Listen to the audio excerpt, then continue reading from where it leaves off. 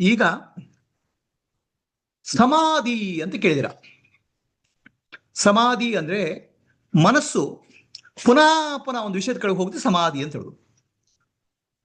ಪುನಃ ಪುನಃ ಮನಸ್ಸು ಯಾವ ವಿಷಯದ ಕಡೆಗೆ ಹೋಗುತ್ತೆ ಅದಕ್ಕೆ ಸಮಾಧಿ ಅಂತ ಹೇಳುದು.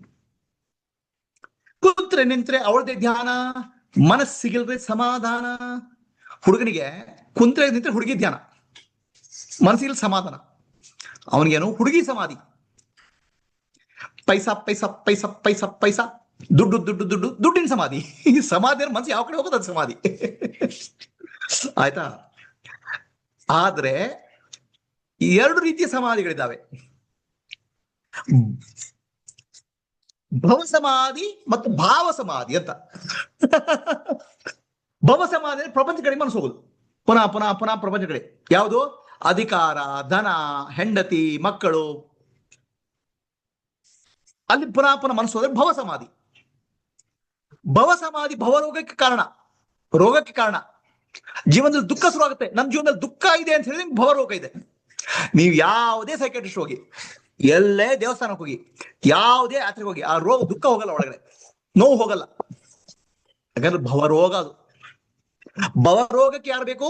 ಭವರೋಗ ವೈದ್ಯ ಬೇಕು, ಹರಿಬೇಕು. ಭವರೋಗ ವೈದ್ಯ ಬೇಕು, ಯಾರು? ಸದ್ಗುರು ಬೇಕು. ಸದ್ಗುರು ಇಲ್ಲದೆ ಭವರೋಗಕ್ಕೆ ವೈದ್ಯ ಸಿಗುದಿಲ್ಲ. ಎಲ್ಲೇ ಹುಡುಕಿದ್ರು ಸಿಗಲ್ಲ. ಭವರೋಗ ಭವ ಸಮಾಧಿ ಅಂದ್ರೆ ಪ್ರಪಂಚಕ್ಕೆ ನಾನು ದುಃಖಕ್ಕೆ ಕಾರಣ, ಪ್ರಪಂಚ ನನಗೆ ದುಃಖಕ್ಕೆ ಕಾರಣ.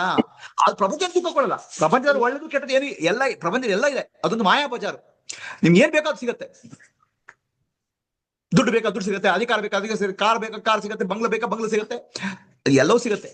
ಆದ್ರೆ ಸಮಸ್ಯೆ ಏನಂದ್ರೆ ಇವೆಲ್ಲ ಕಳ್ಸ್ಕೊಂಡು ಹೋಗ್ತವೆ, ಎಲ್ಲವೂ ಕ್ಷಣಿಕ.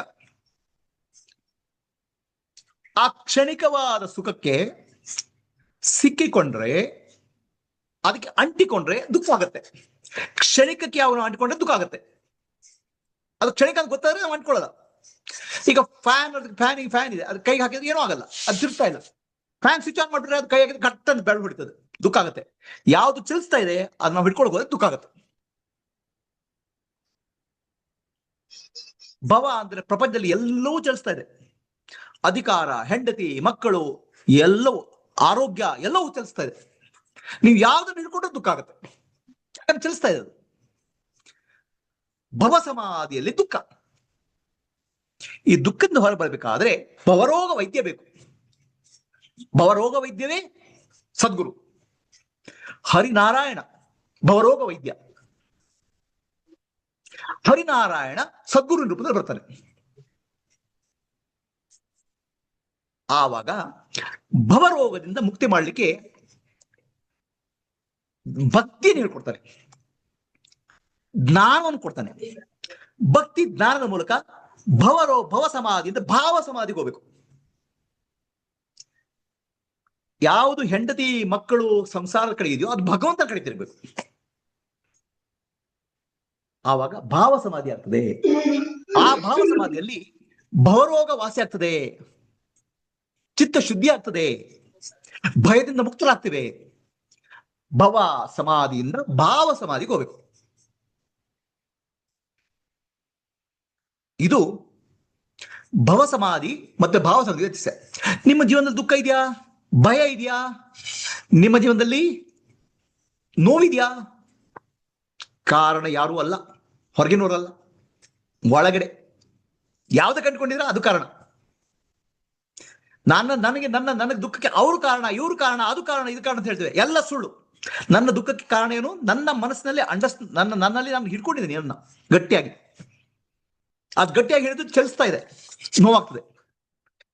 ಭವ ಸಮಾಧಿ ದುಃಖಕ್ಕೆ ಕಾರಣ, ಭಾವ ಸಮಾಧಿ ಭಗವಂತನಲ್ಲಿ ಮನಸ್ಸು ಹೋಗುದು ಶಾಂತಿಗೆ ಕಾರಣ.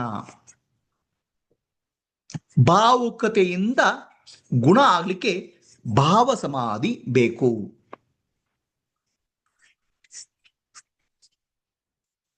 ಭವ ಸಮಾಧಿಯಲ್ಲಿ ನಿಮ್ಮನ್ನು ಬಿಡಲ್ಲ, ಸುಡುತ್ತದೆ ಸುಡುತ್ತದೆ ಸುಡುತ್ತದೆ. ಭವ ಸಮಾಧಿ ಎಲ್ಲಿವರೆಗೆ? ಶವ ಆಗೋರು ಬಿಡಲ್ಲ, ಶವ ಆದ್ರೂ ಬಿಡಲ್ಲ. ಯಾಕಂದ್ರೆ ಪುನಃ ಪುನಃ ಹುಟ್ಟಿ ಬರ್ತೇವೆ ನಾವು.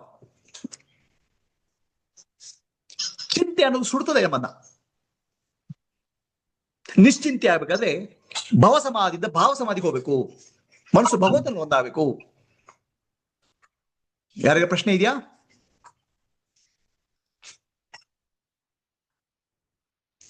ಪೂರ್ಣಿಮಾ ಅವರೇ, ಕಾಂತಿ? ಇಲ್ಲ ಗುರುಜಿ. ಇಲ್ಲ. ನಾನು ಇಂಗ್ಲಿಷ್ ಹೇಳಿದ್ದೆಲ್ಲ ಹೇಳಿದ್ನ ಅದು ಬಿಟ್ನ ಏನಾದ್ರು ಅಂತ we love everything because of the self, ಅದು ಇಂಗ್ಲಿಷ್ ಅಲ್ಲಿ ಬಿಟ್ಟು ಹೋಗಿತ್ತು. ಅದ್ ನೆಕ್ಸ್ಟ್ ಎಲ್ಲಾದ್ರೂ ಇನ್ಕ್ಲೂಡ್ ಮಾಡಿ ಅಷ್ಟೇ. ಓಕೆ. ಸೊ ಭವ ಸಮಾಧಿ ಮತ್ತು ಭಾವ ಸಮಾಧಿ ವ್ಯತ್ಯಾಸ ಗೊತ್ತಾಯ್ತಾ? ನಿಮ್ಮಲ್ಲಿ ದುಃಖ ಇದೆಯೇನಪ್ಪ, ನಿಮ್ಮಲ್ಲಿ ಏನದು ಡಿಪ್ರೆಷನ್ ಇದೆಯಾ, ನೋವಿದೆಯಾ? ಭವ ಸಮಾಧಿಯಲ್ಲಿ ಇದ್ದೀರಾ, ಭಾವ ಸಮಾಧಿ ಬನ್ನಿ.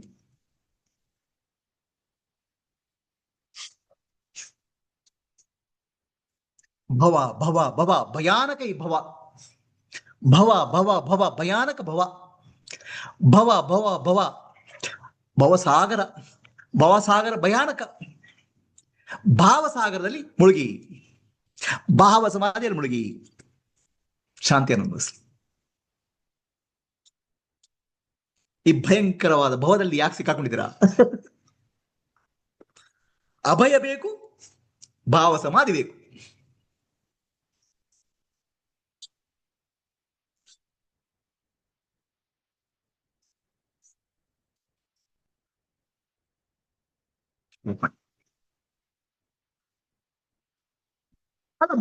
ಭಾವ ಸಮಾಧಿಯಲ್ಲಿ ಹೋದ್ರೆ ನಮ್ಗೆ ದುಃಖ ಹೋಗುತ್ತಾ?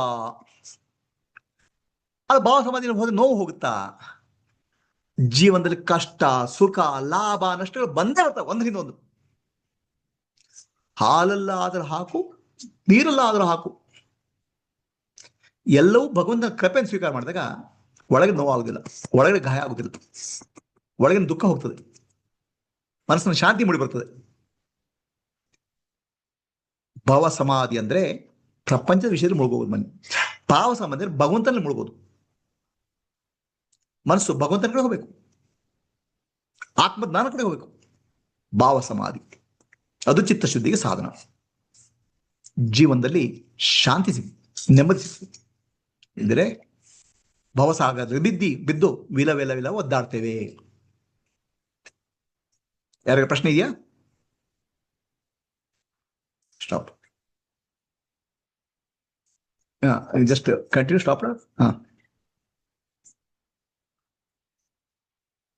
ಭವ ಸಮಾಧಿಯಿಂದ ಭಾವ ಸಮಾಧಿ ಹೋಗ್ಬೇಕು, ಭವದಿಂದ ಭಾವಕ್ಕೆ ಹೋಗ್ಬೇಕು, ಭಯದಿಂದ ಅಭಯತ್ವಕ್ಕೆ ಹೋಗ್ಬೇಕು, ಭಯಂಕರವಾದ ಭವದಿಂದ ಅಭಯಂಕರವಾದ ಭಗವಂತನ ಕಾಣಬೇಕು, ಆತ್ಮಜ್ಞಾನ ಪಡ್ಕೋಬೇಕು.